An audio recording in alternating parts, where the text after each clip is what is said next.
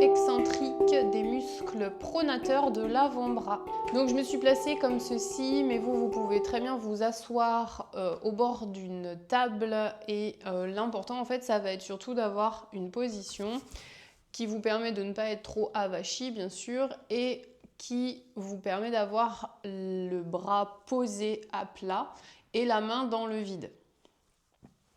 Donc imaginons que je veux renforcer mes pronateurs et fléchisseurs des doigts de l'avant-bras droit.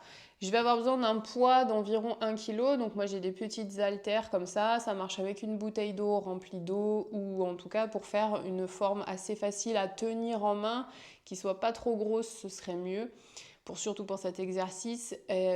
Ça marche aussi avec des lestes, hein, tout simplement. Vous savez, les poids qu'on entoure autour des chevilles ou des poignets, et ben là, on va le prendre dans la main. Ça marche très bien.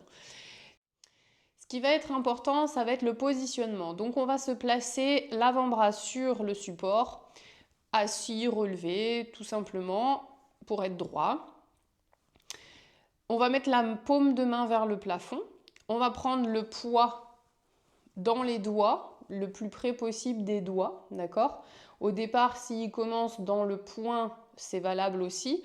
Et ensuite, l'exercice va nous faire descendre la main et ouvrir les doigts, ok? Et en fait, quand on va ramener, on va resserrer et remonter le poignet. Et l'idée, en fait, c'est de laisser le poids descendre lentement, en essayant de le freiner en fait, surtout pas en le lâchant évidemment. Et on va remonter relativement rapidement. Donc on descend lentement et on contracte, on redresse. On laisse le muscle se réallonger progressivement en freinant le mouvement, c'est toute la partie excentrique. Donc ça peut tirer dans l'avant-bras du côté interne, dans les doigts et dans la main. Et quand on peut, on réenroule la main et on redresse la main. On va bien souffler pendant toute la répétition de l'exercice. On va répéter une dizaine de contractions d'affilée. Ensuite, on va faire une pause et on le recommencera 3 fois minimum. Si vous êtes capable, sans douleur, de faire cet exercice, donc si vous avez une tendinite à l'intérieur du coude, si vous êtes capable de faire cet exercice 3 fois 10 sans douleur dans le tendon, qui augmente à chaque répétition, bah c'est bon, c'est super, ça veut dire que votre fonction du tendon, elle a bien progressé.